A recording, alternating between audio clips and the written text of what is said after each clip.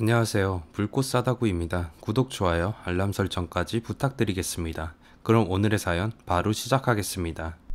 안녕하세요. 저는 올해 나이 52세의 소미연입니다. 늘 바쁘게 살아오던 저에게 요즘 잠시 일을 쉬게 되는 시간이 되어서 우연히 사연들을 듣다가 제 사연도 들려드리고 싶어서 이렇게 글을 써봅니다. 저는 남편과 결혼해서 일찍 아들을 얻었습니다. 아들은 너무나도 귀여웠고 세상에서 제일 소중한 제 보물과 같은 존재였습니다. 아들은 남부럽지 않게 잘 키우고 싶다는 생각을 해서 저희는 시간을 쪼개가면서 일을 할 정도로 애지중지하면서 키워왔습니다. 그러던 도중에 저희에게는 딸도 생겼습니다. 그런데 안타깝게도 딸아이는 일찍 출산을 하게 되어서 미숙아에다가 심장질환이 있는 아이였습니다. 그래서 저희 부부는 그 딸아이에게만 매달리느라 바쁘게 지냈어요. 아들은 하는 수 없이 할머니 댁에 보내서 키워지게 되었고요. 그게 참 마음에 걸렸어요. 첫째라서 마음이 더 쓰이는 아이였는데 아무래도 둘째 때문에 제대로 키우지 못한 미안함이 너무 컸어요. 그렇게 10여 년을 할머니 아래서 키운 첫째를 다시 데려왔을 때는 너무 훌쩍 커버린 아들은 부모에게 어리광도 부리지 않는 애어른이 다 돼 있었습니다.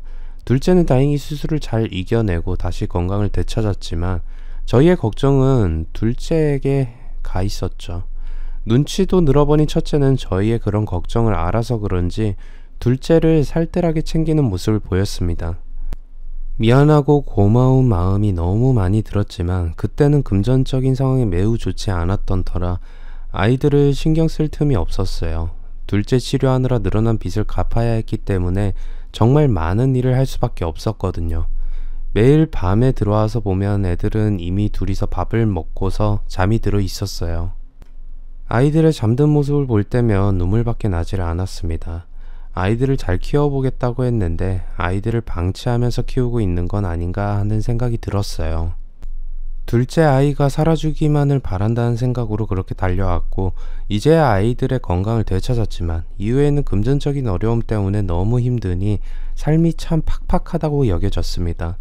아이들에게 신경도 못 써주는 부모, 과연 이게 잘 살고 있는 걸까 하는 생각을 하다가 잠이 드는 것이 부지기수였어요. 속상하고 힘든 상황에서 매일 지쳐서 잠이 들곤 했습니다. 그러다가 저희에게 정말 인생에서 가장 끔찍하고 불행한 일이 생겼습니다. 저와 남편이 일을 하러 나간 사이 애들끼리 있었는데 원일 모를 불이 나서 그 불길의 연기에 둘째 아이가 죽고 말았어요. 첫째 아이도 연기 때문에 치료를 받고 있는 상황에서 둘째 아이의 장례식을 치렀습니다. 첫째는 깨어나서는 둘째를 찾으면서 울었어요. 저희도 정신을 차리기 힘든 상황이었는데 둘째 아이가 죽었다는 걸 첫째가 알고 나서는 정신을 잃을 정도로 울더군요. 일어나서 울다가 실신하기를 여러 번이었어요.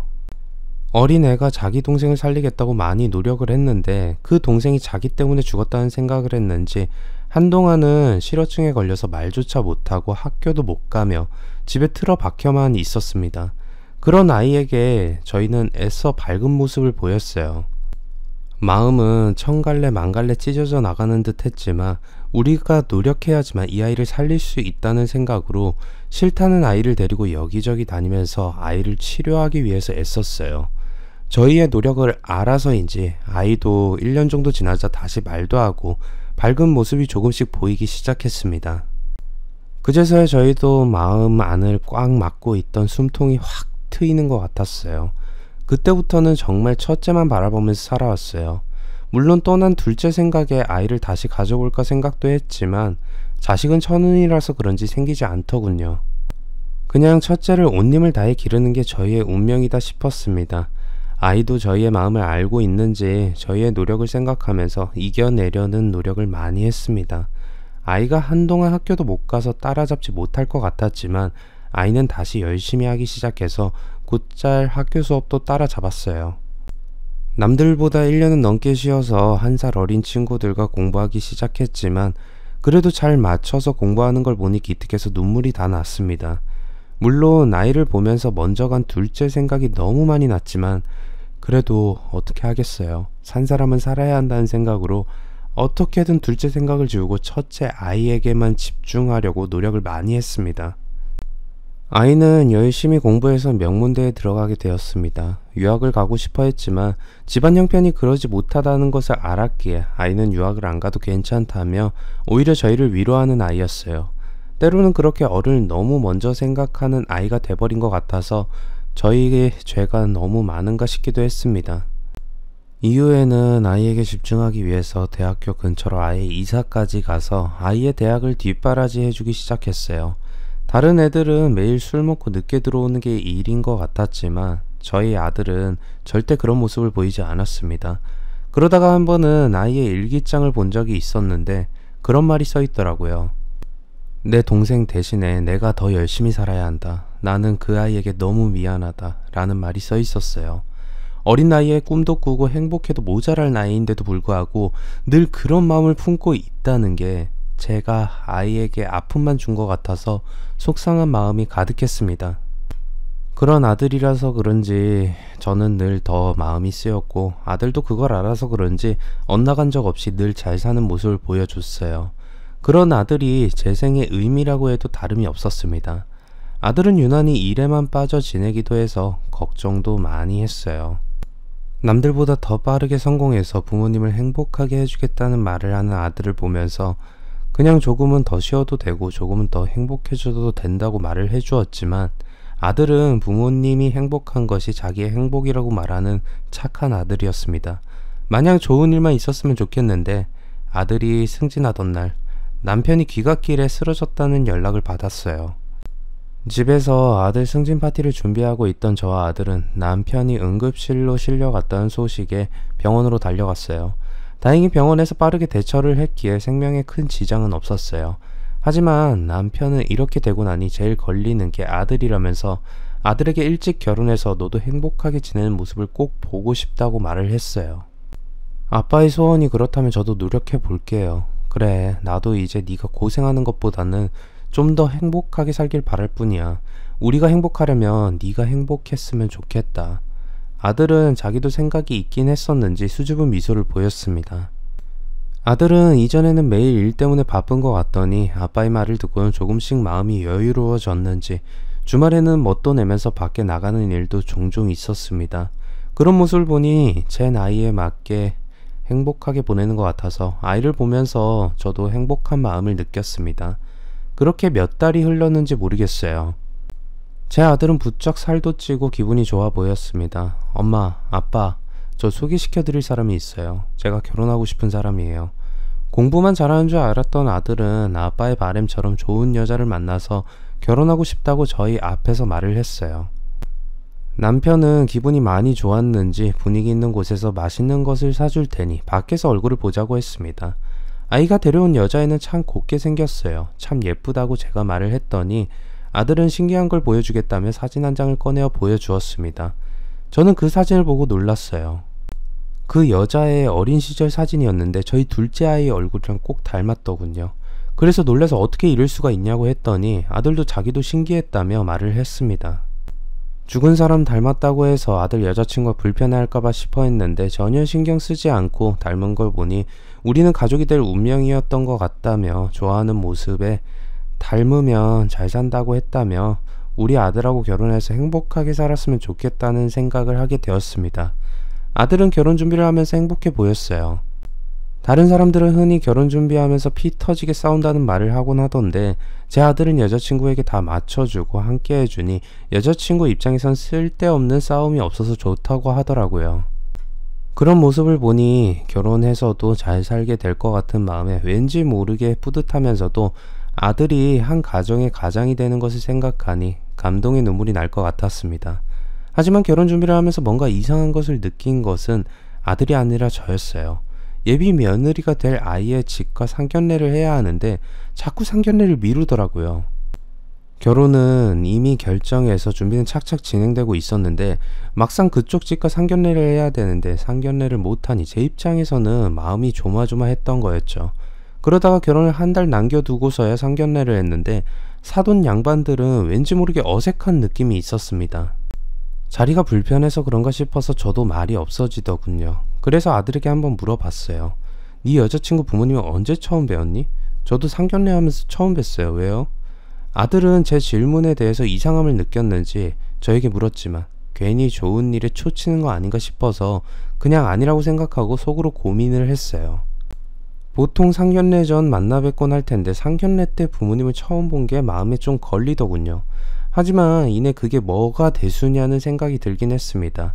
아들만 행복하면 되는데 내가 너무 예민하게 받아들이는 거 아닌가 하는 생각을 한 것이었어요. 아들은 자신의 일을 잘 알아서 하는 사람이었기에 결혼도 알아서 잘할 거라 생각을 했어요. 그런데 결혼을 얼마 안 남기고서 아들이 돈이 좀 필요하다고 말을 하더라고요. 결혼 준비 다 된 거 아니었어? 약간 돈이 부족해서요. 아들은 한 번도 돈이 필요하다 이야기를 하지 않았던 아이였는데 결혼을 앞두고 돈이 필요하다고 하는 아들에게 매정하게 돈이 없다고 할 순 없었어요.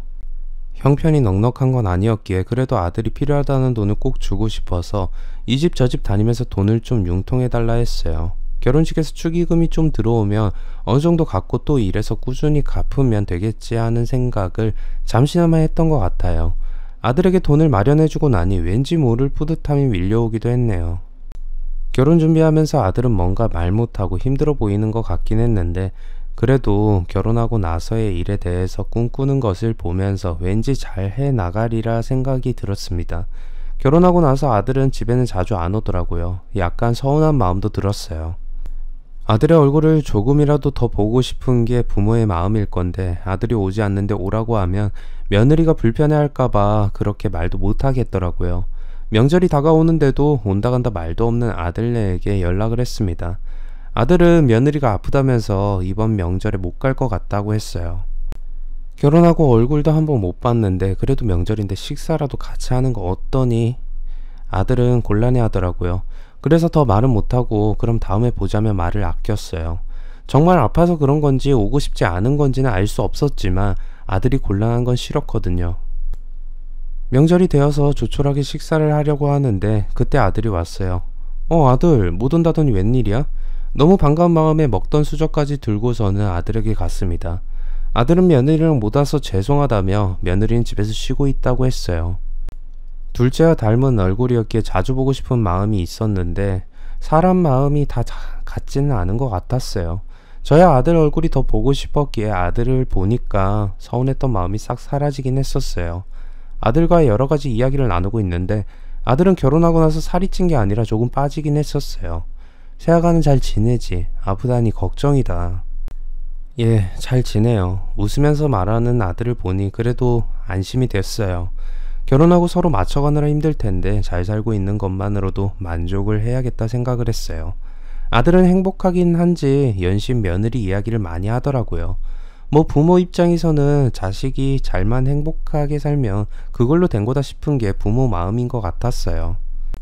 하지만 그건 정말 자식놈의 속을 모르던 저의 실수부터 시작된 것 같기도 했습니다. 아들은 이후에도 간간히 저희 집에 왔어요. 며느리 없이 말입니다. 그래서 며느리는 뭐하냐 물어보면 그냥 바쁘다고 하거나 친구의 약속 있다고 하거나 매일 핑계가 달랐어요.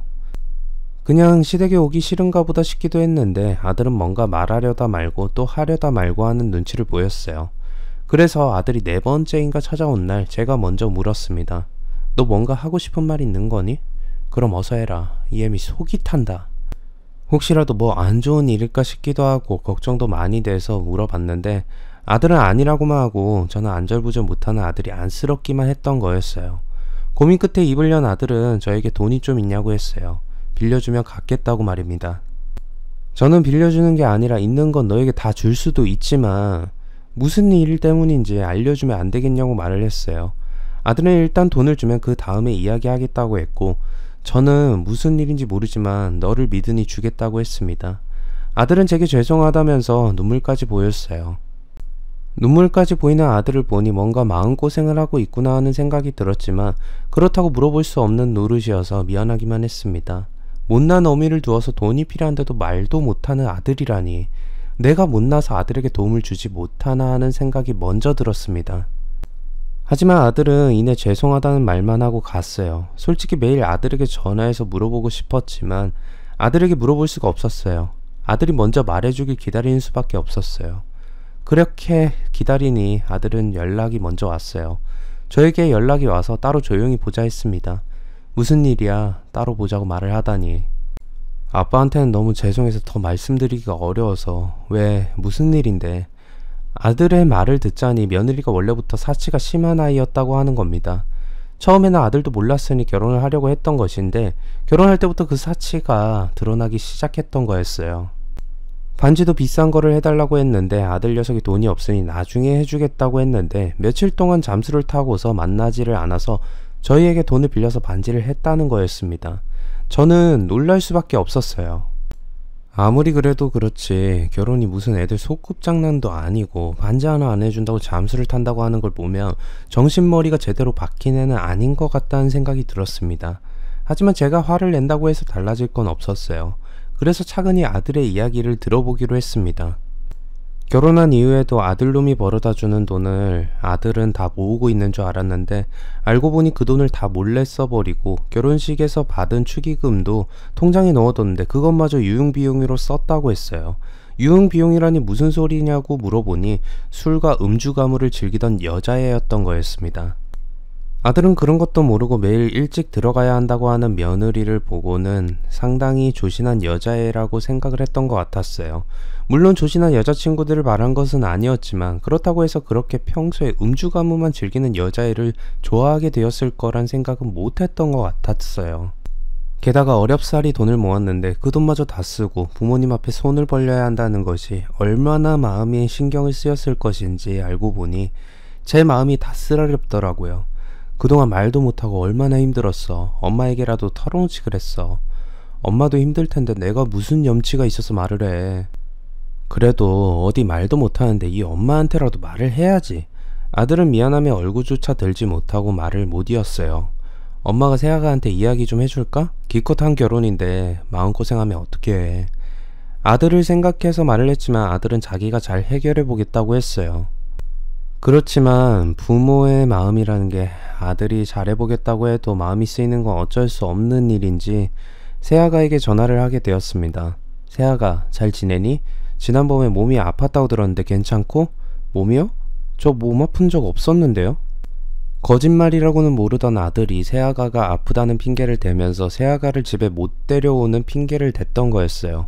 그것도 충격이었는데 세아가는 왜 전화했냐는 듯 퉁명스럽게 말을 하더군요. 나 너 좀 만나야겠다. 남의 집 귀한 딸이라고 생각해서 항상 잘 대해줬는데 아무래도 가만히 있으면 안 되겠다는 생각이 들었어요. 세아가는 그 와중에도 자기가 왜 만나야 하냐며 아무 일 없는 것 같아도 자기도 하는 일이 많다고 말을 했어요. 시어머니에게 자기가 바쁘다고 말을 하는 며느리라 답답했어요. 무슨 일이 있어도 만나야겠다 싶어서 집 앞까지 찾아가서 며느리를 만났어요. 여기까지 찾아올 정도로 급한 일이에요? 나 바쁜데. 기분 나빠하는 표정을 보는데 너무하다는 생각을 했어요. 오랜만에 시어머니 얼굴을 보는데 그렇게 말을 할 수가 있다니. 하지만 다 필요 없고 아들만 생각하자 해서 며느리의 손을 잡고 공원의 벤치에 앉았어요. 며느리는 할 말 있으면 빨리 끝내라고 말을 하더군요. 그래, 내 단도직입적으로 이야기할게. 지금 하는 행동들 다 그만해. 내 행동이요? 무슨 행동을 말하는 거예요? 매일 돈을 허투루 쓰고 진탕 술 마시면서 다니는 거 들었어. 내가 볼품없는 시어머니이고 아들에게 뭐 하나 해준 게 없는 엄마지만 그래도 아닌 건 아니라고 말은 해줘야 할 것 같아서 말이다. 지금 시얼드시전하는 거예요? 뭐? 아니 그렇잖아요. 제가 술을 먹고 다니든 약을 먹고 다니든 그건 어머니가 상관할 바는 아니잖아요. 며느리는 뻔뻔하게 말을 했어요. 제가 물어보는 게 주제넘은 짓이라 말을 하는데 뒤통수를 망치로 맞은 느낌이었습니다. 저도 며느리에게 찾아가는 건 결코 좋은 행동은 아니라는 건 알고 있었는데 그렇다고 해서 아들 녀석 속 썩이게 가만히 둘 수는 없었거든요.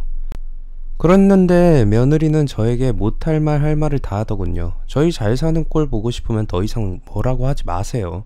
아니면 저도 가만히 안 있을 거예요. 마치 저를 잡아먹을 듯이 노려보면서 말을 하는 며느리가 진짜 무슨 일이라도 저지를 것만 같았어요. 그래서 일단은 돈 함부로 쓰지 말고 내 아들 걱정시키지 말게 행동하라고 하고선 집으로 왔습니다. 집에 와서 다시 생각해봐도 우라통이 터지더군요. 너무 속상하고 마음이 아파서 내 아들 녀석 마음 힘들 텐데 어떻게 하나 고민이 되더라고요.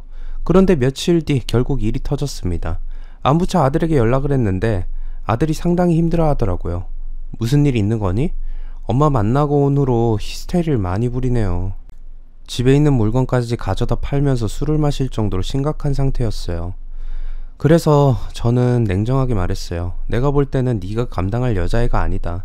애미로서 할 이야기는 아니지만 이혼 생각해보는 건 어떠니? 아들을 생각해서라도 그런 여자애 옆에 있는 건 좋지 않은 것 같아서 냉정하게 말을 했죠. 아들 녀석은 생각해보겠다고 했는데 며칠을 밥도 안 먹고 잠도 안 자고 고민하다가 며느리에게 말을 했나 봅니다. 그런데 문제는 그 후에 일어난 일이었어요.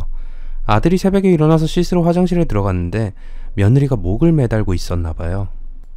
아들 녀석이 이혼하자 하니 그제서야 정신이 번쩍 들었던 건지 아들과 헤어질 바에 죽겠다며 목을 매달았대요.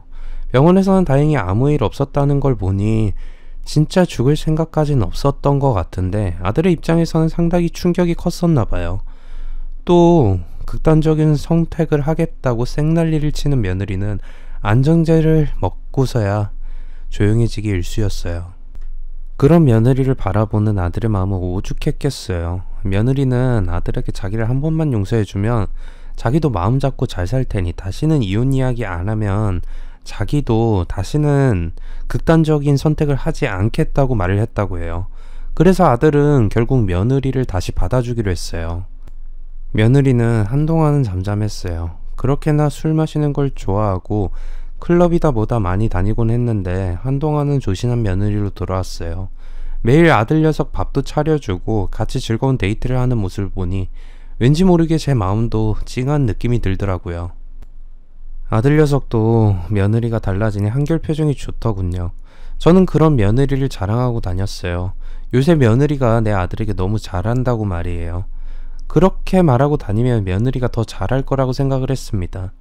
사람이 바라면 더 좋은 일이 생길 거라고 생각해서요. 며느리는 마음을 고쳐 먹었는지 저희 집에도 찾아오기도 하더군요. 어머니, 저번에는 제가 죄송했어요. 그때 그날이라 많이 예민했었나 봐요. 시아버지 계신데 그날이라 예민했었다고 말을 하는데 일부러 다 있는 앞에서 용서를 보는 거 보니 은근히 여우 같구나 싶기도 했습니다. 그래, 이해하마. 하지만 앞으로 그러진 말거라. 너도 마음고생 많이 한 건 아는데 그래도 전에 했던 행동은 충분히 잘못된 행동이었다는 거 알지? 다시는 그러지 않았으면 좋겠다. 네, 저도 희성씨랑 헤어지고 싶지 않아요. 제가 얼마나 잘못했는지 이번 기회에 알게 됐어요. 다신 안 그럴게요. 웃으면서 말하는 며느리를 보는데 저게 진심인가 아닌가 긴가민가 하더라고요. 웃으면서 할 이야기는 아닐 텐데 말이죠. 실실 웃는 며느리의 웃음에 남편은 그냥 넘어가자고 했고 저는 알았다고 말을 했어요. 잘하겠다고 하는 사람 말을 한번 믿어봐야겠다 좋은 마음으로 받아들이기로 했어요. 아들은 점점 더 회사에서 잘 나가기 시작했고 초고속 승진을 했어요. 회사에서 인정받기 시작해서 남들보다 연봉도 높게 받으면서 잘 살기 시작했죠. 저는 그런 아들을 보면서 하나뿐인 아들이 잘 되는 게 너무 행복했습니다. 그리고 그런 아들 옆에서 함께 있어주는 며느리에게도 고마움을 느꼈죠. 그렇게 몇 달이 흘렀을까. 아들은 안 되는 일 없이 다 잘 돼서 잘 살고 있다고 알고 있었는데 아들이 한 번은 술 먹고 찾아와서 눈물을 다 흘리더군요. 내 아들이 한 번도 그런 적이 없었는데 무너지는 모습을 보니까 저도 마음이 뭉개지는 것 같았어요. 무슨 일이야? 네가 우는 일이 없었는데 이게 무슨 일이냐고. 엄마, 그 사람 가출했어요. 남자랑. 뭐? 그게 무슨 소리야? 제정신이래? 맨정신으로 나갔어요. 내가 아무리 잘해줘도 그 남자랑 살겠대요. 아들은 바닥에서 엉엉 울면서 저에게 이제 자기 어떻게 하느냐고 물었어요. 들어보니 며느리는 아들에게 정말 몹쓸질도 많이 했더군요. 아들은 잘 나가기 시작해서 며느리에게도 선물도 많이 해주고 하고 싶은 걸 다 해줬는데도 늘 불만이 가득한 태도를 보였었대요. 아마 그 시점쯤부터 다른 사람이 생겼던 것 같아요. 아들이 계속 며느리의 마음을 잡아보려고 했지만 며느리는 더 기고만장해져서 마음대로 하라는 식으로 나왔대요. 그러더니 심지어 내연남을 집까지 끌어들여서 뒹굴고서 일이 끝나고 나가면서 뒤처리를 아들 보고 하라고 하는 대담함까지 너무 소름 끼치는 행동을 아무렇지 않게 했대요. 하지만 아들은 다시 잘해보기로 마음을 먹었을 때부터 며느리를 더욱 사랑하기로 했었나 보더라고요. 그냥 그때 이혼을 했었어야 했는데 독한 며느리를 아들 자식 옆에 두고 그렇게 마음 편하게 있어서는 안 되는 행동이었는데 말이에요. 옷까지까지 다 챙겨서 가출을 했다고 하니 완전 마음이 확 돌아선 것 같은데, 저는 아들에게 이럴 거면 아예 확실하게 갈라서고 너도 네 인생을 살라고 말을 해줬어요. 아들 녀석은 자기도 그러고 싶은데 그게 마음처럼 쉽지가 않다고 말하는데 마음이 찢어질 것 같더라고요. 사람의 마음이 정말 무자르듯이 싹둑 잘라졌다면 이렇게 힘들 일도 없었을 텐데 왠지 너무 안쓰럽고 이게 무슨 말도 안 되는 일인가 하는 생각도 하게 됐습니다. 아들이 한동안 힘들어서 밥도 못 먹고 있다가 결국 별다른 수가 없다고 생각해서 제 말대로 하기로 했어요. 아들 혼자 보내면 안 될 것 같아서 저도 쫓아나갔는데 며느리는 제대로 작정을 한 건지 나와서 담배부터 태우더군요. 그리고는 제 아들 얼굴에 연기를 훅 불더니 하는 말이 황당했어요. 내가 예전에는 그냥 좀 편하게 살아보려고 결혼했는데 지금 난 더 잘 살 수 있더라고. 나 부자랑 결혼할 거야. 당신처럼 월급쟁이가 아닌 진짜 부자. 그 사건 이후로 좀 정신 차려나 했는데 더 이상해져서 와서는 내 아들에게 하는 행동을 보자 너무 화가 났습니다. 저는 며느리의 멱살을 잡았어요. 너 진짜 미쳤니? 내 아들이 그렇게 우습게 보여? 네가 지난번에 뭐라고 했어? 다시 잘 살아보겠다고 용서 빌지 않았어? 이거 어디 멱살을 잡아. 당신 내가 신고할 거야. 며느리는 저에게도 반말을 찍찍해대면서 더 기고만장한 상태로 말을 하더군요. 저는 진짜 화가 머리끝까지 났어요. 엄마, 이건 우리 일이니까 내가 해결할게. 엄마는 그만해.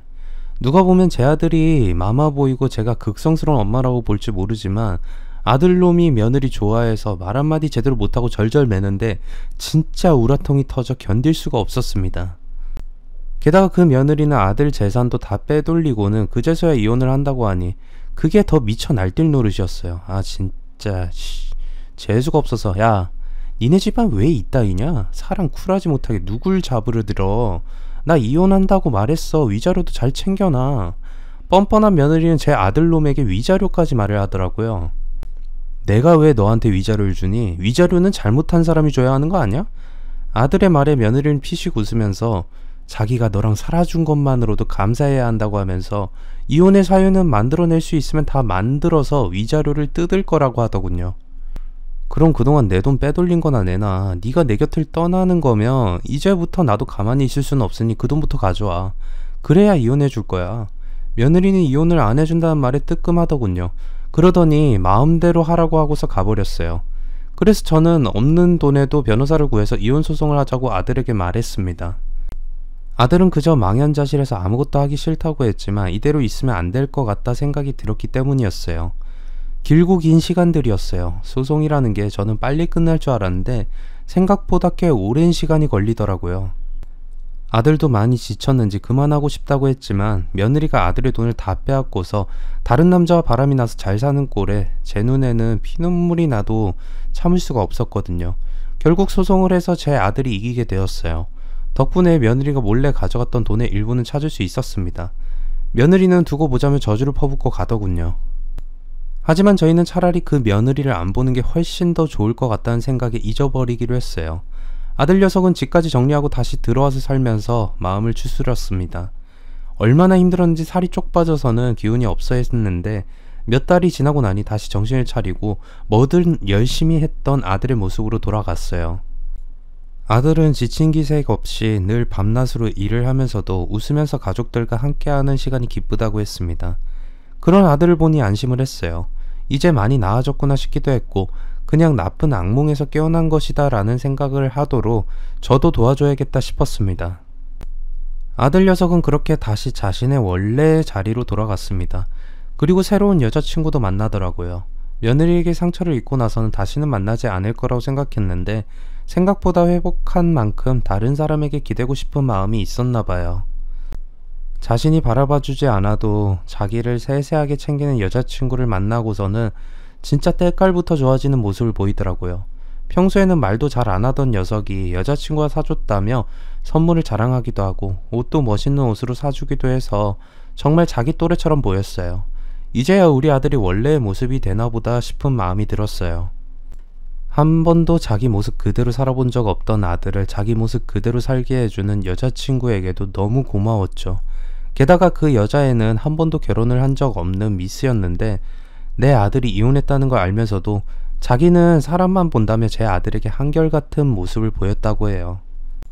그런 이야기를 들으니 정말 짝은 따로 있나 보다 싶었어요. 여자친구에는 아들이 없을 때도 저희 집에 와서 살뜰하게 저와 남편을 챙겨줄 정도로 정도 많은 아이였습니다.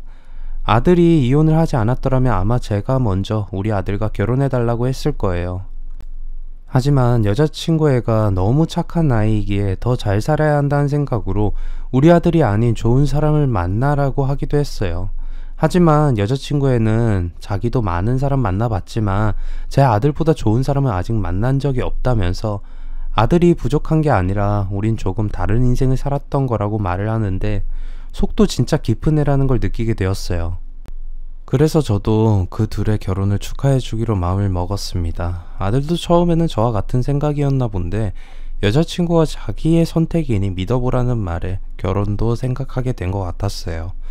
누구 말로 똥차가 가니 벤츠가 온다고 하나요? 정말 저는 그런 생각을 했어요. 아들의 생각이 바뀔 때까지 여자친구 애가 기다리겠다고 하더니 사귄 지 1년 반이 좀 지나자 아들 녀석도 결혼을 결정했어요. 둘은 다른 사람들이 천상 짝이었다고 할 만큼 둘이서 좋아 보였습니다. 결혼도 오히려 새 며느리가 간소히 하자고 해서 많은 사람들을 부르기보다는 정말 귀중한 분들만 모시고 결혼식을 올렸어요. 저희도 아들이 잘 살기를 바라는 마음으로 최대한 도와주기로 해서 작은 집을 구해서 둘이 살게 되었어요. 결혼을 해서 행복하게 사는 모습을 보니 지난 일들은 다 꿈만 같았어요. 이렇게 잘 사는데 왜 그런 여자애를 만나서 인생을 낭비했나 싶기도 했습니다. 그래도 과거는 잊고 앞으로 잘 살면 된다 생각했어요. 아들이 재혼을 하고 나서부터는 저희의 삶도 바뀌었습니다. 새 며느리가 저희랑 같이 식사하는 것도 좋아하고 또 여행도 함께 가자고 해서 일만 알았던 남편도 어느새 새 며느리 애교 덕에 인생을 즐기면서 살 줄 아는 사람이 되었던 거였어요. 저도 남자들과 살다만 보니 말이 없는 삶을 살고 있었는데 며느리가 들어오고 나서는 같이 이야기도 나누면서 왜 아줌마들이 수다 떠는 걸 좋아하는지 알게 되더라고요. 그만큼 새 며느리는 저희의 인생에 금세 익숙한 사람으로 들어왔습니다.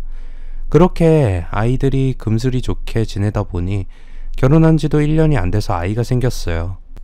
이게 웬 경사냐고 생각해서 저는 떡까지 해서 주변 사람들에게 다 돌리기도 했습니다. 하나하나 다 좋은 일만 일어나는 것을 보니 새 며느리가 우리 집 복덩이구나 싶었어요. 고마운 마음을 담아 늘 이야기를 하면 며느리는 오히려 저의 손을 잡으면서 어머니의 며느리가 돼서 너무 행복하다는 말을 했습니다. 그래서 저도 한껏 며느리에게 직접 음식도 다 해다 먹이면서 힘들지 않도록 도와주고 했어요. 간간히 용돈도 쥐어주기도 했고요. 그런데 얼마나 마음씨가 착한지 용돈을 쥐어주면 저에게 필요한 것만 사와서는 저를 챙겨주기도 했습니다. 이게 사람 사는 거다 싶은 생각이 들 정도였어요. 그렇게 아이도 태어나고 저희는 정말 단란한 한 가족이 되었어요. 그런데 아이가 2살이 되고 나서 아들 부부는 잠시 외출을 하고 제가 아이를 봐주고 있는데 집에 누군가 찾아왔어요. 누군지 봤더니 어디서 본 얼굴이다 싶었는데 바로 아들의 전처였습니다. 네가 여기 웬일이냐? 무슨 낯짝으로 여기를 와? 저 희성씨랑 다시 살려고 왔어요. 네가 제정신은 아니구나. 네가 이혼할 때 무슨 짓까지 했는데 이제 와서 어디 같이 살겠다는 거야? 왜? 안 돼요? 우리 부부 사이였고 얼마든지 다시 살 수 있죠. 희성씨 저 못 잊을 거예요. 고작 3년 지났는데. 3년이면 사람을 잊고도 남을 시간인데 뭐 하다가 와서는 제 아들과 다시 살겠다고 말을 하는 그년에게 저는 코를 납작하게 해주고 싶었어요. 너 참 웃기는구나. 내 아들 결혼해서 잘 살고 있어. 너 같은 거 훨씬 더 전에 잊고 잘 살고 있다고. 에이, 그걸 어떻게 알아요? 저를 못 잊어서 다른 사람을 억지로 만난 건지. 내 며느리는 너 같은 천껏가는 격이 달라. 그리고 희성이 지금 네가 보면 놀랄 거다. 얼마나 때깔이 좋아졌는지. 너랑 살 때와는 아주 달라. 알겠어? 그 여자애는 뭔가 생각이 있는 듯 하더니 방 안에 있던 아이의 소리를 들었어요. 뭐야, 애까지 있어? 그래, 넌 네 몸 망가진다고 매일 피임약만 먹었다며? 우리 며느리는 희성이 닮은 아이 낳고 싶다고 얼마나 준비해서 가졌는지 아니? 진짜 너만 생각하면 뒤집어지는 속이 내 며느리 보고 나서 맺혔던 한이 다 풀리더라. 나 애는 못 키우는데 뭐 그 여자더러 데려가라고 하면 되지. 너 말 다 했니? 그리고 희성이가 너 중요해. 그러니까 다시는 찾아오지 마. 오늘은 일단 돌아갈 테지만 희성 씨한테도 저 왔다고 전해주세요. 그리고 전 애 있어도 상관은 없지만 난 못 키운다고 전해주고요. 누구 마음대로 잘 살고 있는 내 아들 발목을 잡으려고 하는 건지 황당하다 못해 진짜 어디 가서 미쳐서 왔나 싶었어요. 아들 녀석이 집에 돌아왔길래 저는 며느리 몰래 아들만 불러다가 그 여자가 왔었다는 거 알려주었죠. 그랬더니 아들의 반응도 마찬가지였어요. 아들도 제정신이 아니라며 돌아오도 자기가 받아줄 일은 절대 없을 거라 해서 저를 안심시켰습니다. 하지만 며칠이 안 가 그 여자는 또 찾아왔어요. 그러더니 저희 집에 들어와서 거실에서 드러눕더군요. 너 어디 우리 집에서 드러누워? 당장 못 나가? 에이 어머니 왜 그러세요? 다시 제가 어머니 며느리 되면 잘해드릴 테니 지금 저한테 잘 보이세요. 자기가 잘 보이겠다고 말을 하는 것도 아니고 자기가 내 아들이랑 꼭 살 거니까 저보고 잘하라는 말에 기절을 할 뻔했습니다. 뭐 이렇게 뇌에 든 게 없는 아이인가 싶었어요. 저는 너 같은 애가 내 며느리로 들어오면 난 그 자리에서 목숨줄을 끊을 거라고 말하며 단호하게 말을 했습니다. 그렇게 실갱이를 하고 있는데 집에 저희 며느리가 왔어요. 그랬더니 아들의 전처는 새 며느리를 보고선 비웃더군요. 자기보다 예쁘지도 않고 별로 매력도 없다면서요. 저는 그게 더 화가 났어요. 희성씨 어떻게 꼬셨대? 별로 볼 것도 없는 것 같은데 애 가져서 발목 잡았니? 이제 내가 돌아왔으니 넌 좀 나가야겠다. 네가 뭔데 내 며느리에게 나가라 말아 하는 거야? 너나 나가 너나. 아들의 전처는 제정신이 아닌 것 같았어요. 엄연히 결혼해서 잘 살고 있는 며느리더러 나가라고 하는 말에 너무 황당했습니다. 왜 제가 나가야 해요? 희성씨 버리고 떠날 땐 언제고 이제 와서 현모 양처이냐 다시 아내가 되겠다고 하는 건 인간 이하의 짓 아니에요? 늘 부드러웠던 이미지였던 며느리는 할 말을 하는 성격이었는지 아들의 전처가 그렇게 못되게 행동을 굴자 또박또박 말을 했어요. 그랬더니 아들의 전처는 며느리가 찍소리 안 하고 나갈 거라 생각을 했는지 당황하더군요. 근데 사실 누가 자기 가정을 망치는 사람이 나타났는데 알겠다고 하고 나갈 사람이 어디 있겠어요. 그때부터 아들의 전처와 제 며느리와의 싸움이 시작되었어요. 저는 방 안으로 들어가서 아이를 돌보면서 아들에게 빨리 전화를 했어요. 아들은 못 가게 붙잡아 놓으라고 하고 자기가 당장 가서 해결을 하겠다고 말을 했습니다. 그 사이 둘의 싸움은 더 번져나가기 시작했어요. 희성씨랑 네가 얼마나 살았는지 모르지만 희성씨는 내가 첫사랑이라 했어. 너 같은 게 비교할 바가 아니라고. 애 가지고 발목 잡지 말고 넌 좋게 말할 때 당장 떠나. 자꾸 반말이신데 그럼 말까지 하는 거지? 네가 날 우습게 안 하곤데 내가 나가란다고 나가래는 아니야. 그리고 너야말로 얼굴 다 뜯어 고쳐놓고 뭘 믿고 희성씨한테 들이대? 너 같은 건 트럭으로 갖다 줘도 희성씨는 싫다고 했어. 이게 터진 입이라고 말 다 했어? 그래 칠 테면 쳐봐. 가만히 안 둘 테니까. 아들의 전처가 먼저 제 며느리를 들이받았어요. 그때부터 육탄전이 시작되었습니다. 며느리 역시 참지 않고 그 전처인 애를 때리기 시작했는데 그녀는 몇 대 맞더니 집에 있던 물건들을 던지기 시작하더라고요. 아무래도 며느리가 때리는 힘이 컸는지 얼굴은 시뻘겋게 변해 있는 상태였어요. 자기 힘으로 도저히 당해낼 상대가 아니라고 생각해서 그런 건지 손에 잡히는 물건들을 던지는데 집에 있는 TV도 쓰러지고 진짜 난장판이었어요. 그러다가 물건 하나 던졌는데 며느리가 맞았나봐요.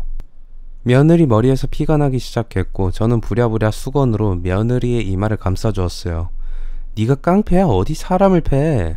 내가 혼자 그런 것도 아니고 왜 제 편만 들어요? 아들의 전처는 왜 자기 편은 안 들고 제 며느리 편만 드냐며 저에게도 쌍욕을 해댔어요. 그런 상황에서 아들 녀석이 들이닥쳤습니다. 아들도 굉장히 놀란 것 같았어요. 평온하던 집이 난장판이 되어 있고 자기 와이프는 머리에서 피를 흘리고 있으니 얼마나 놀랬겠어요. 아들은 진짜 잔뜩 화가 나서 아들의 전처를 힘껏 한 대 때렸습니다. 볼을 한 대 맞고 자기 볼을 움켜쥐고서는 아들에게 고래고래 소리를 지르더군요. 울면서 네가 어떻게 나한테 이럴 수 있냐고 말했어요. 아들은 자기 가족들을 괴롭힌 사람에게 이렇게 하는 게 나쁜 거라면 100번이라도 깜빵에 들어가겠다며 자긴 죽어도 바람핀 인간하고는 다시 못 살고 지금 자기 와이프랑 죽을 때까지 함께 살 거니 돌아갈 거란 생각은 추호도 생각하지 말라고 단정을 지었습니다. 그럼 돈이라도 좀 주면 안 돼? 자기 나 사랑했었잖아. 나 요새 너무 힘들어. 돈 좀 줘. 그때 소송에서 돈 가져갔으니까 그거라도 줘. 예정을 생각해서. 아들은 듣기 싫다고 나가라고 했는데 그녀는 계속 아들을 붙잡으면서 울면서 자기 살기 너무 힘들다고 감정에 호소하더군요. 아들에게 구걸하듯이 자기의 과거를 술술 털어놓는데 진짜 너무 황당하다 못해 불쌍하긴 하더군요. 돈 많은 남자와 바람이 나서 신이 났다며 이혼하고 가버렸던 아들의 전처는 그놈에게 다 속았다고 말을 했어요. 알고 보니 그놈은 골프장 사장인 척 하면서 아들의 전처에게 들러붙어서 처음에는 어느 정도 잘해주는 척 하다가 사업이 잘 안 된다며 돈을 계속 대출받게 했고, 대출을 해서 투자해주면 이자를 매달 500만원씩 주겠다고 했답니다. 그러다 보니 이 돈 저 돈 사채까지 끌어다 쓰다가 그 남자에게 투자를 했나 본데, 그 남자는 받은 돈에서 이자를 일부 주는 척 주고는 바쁘다는 핑계로 연락을 끊었대요. 그런데 문제는 그 이후에 더 큰 일이 있었던 거였어요. 그 남자에게 무슨 서류에 사인을 해달라 해서 해준 적이 있었는데 그게 신체 포기각서였던 거였어요. 그래서 한동안은 여기저기에 팔아 넘겨져서 술집에서도 일을 하고 여기저기 몸 파는 일까지 끌려다녔다고 해요. 그러다가 안 되겠다 싶어서 도망 나와서 생각한 것이 제 아들 녀석이었나 봐요. 마지막에 아들 녀석이 정말 힘들어한 걸 알고 있었으니 자기를 받아줄 거라 생각을 했나 보죠. 근데 막상 와보니 이미 아들 녀석이 재혼도 했고 아이까지 있는 걸 보니 억울하다는 생각이 들었대요. 자기는 그렇게 비참하게 살고 있는데 자기랑 헤어지고 나서 땅땅거리면서 잘 사는 모습이 미워서라도 제 며느리를 내쫓고 자기가 다시 그 자리에 들어 앉으려고 했던 것 같아요. 그러다 그것도 안 될 것 같으니 아들에게 돈 달라고 구걸을 하고 있었던 거였고요. 하지만 아들 녀석은 상당히 냉정하게 말을 하더군요. 난 너를 보는 것만으로도 치가 떨리고 화가 나서 견딜 수가 없어. 근데 이제 와서 네 잘못으로 꼬인 네 인생을 나한테 풀어달라는 거야? 난 너한테 10원도 아까워. 그러니까 당장 우리 집에서 나가. 안 그러면 경찰에 신고해서 지금 내 와이프에게 상해 입힌 것까지 모두 신고해버릴 테니까. 아들의 말을 들었지만 아들의 전처는 꼼짝도 안 하고 울기만 했어요. 마음대로 하라고 자기는 지금 갈 때까지 갔다고 하면서 말이에요. 그렇게 몇 시간을 실갱이하고 있는데 저희 집에서 이상한 남자들이 들이닥쳤어요. 바로 아들의 전처가 돈을 빚진 곳에서 사람을 풀었었나 보더라고요. 아들의 전처는 상당히 공포스럽긴 했는지 미친듯이 소리 지르며 끌려나가는데 그냥 둘까 했지만 아무리 앙금이 많아도 그대로 두면 안 될 것 같아서 경찰에 신고를 했어요. 결국 불행인지 다행인지 아들의 전처는 경찰에 끌려갔고 경찰의 보호를 받으면서 문제를 해결하기로 했다고 하더라고요. 마음 같아서는 어떻게 되든 상관을 안 하고 싶었지만 아이 키우는 사람이 못된 마음을 먹으면 안 되는 것 같아서 그렇게라도 도운 것이었어요. 이후에 어떻게 됐는지까진 모르겠어요. 아들에게 물어봤을 때는 연락 왔는데 차단해버려서 이젠 소식조차 듣고 싶지 않다네요. 사람의 인연을 조금만 더 소중히 여겼다면 그 애도 잘 살 수 있었을까요? 못내 둘째 아이와 비슷하게 생겼던 그 애를 생각하며 왜 아까운 인생을 그리 살아야만 할까 씁쓸한 마음뿐입니다. 아들은 현재 와이프와 아이만 바라보면서 잘 살고 있어요. 저도 아이들 보면서 사는 것이 제 낙이기도 하고요. 지금 제 소원은 그냥 우리 손주가 잘 자라서 결혼하는 것까지만 보고 죽는 것이에요. 그러기 위해선 저도 더 건강히 살려고 노력하고 있습니다. 날씨가 추워지는데 모두들 춥지 않도록 몸 관리 잘 하시고요. 늘 행복하세요. 제 사연 들어주셔서 감사합니다. 긴 글 읽어주셔서 감사합니다. 구독, 좋아요, 알람 설정 부탁드립니다.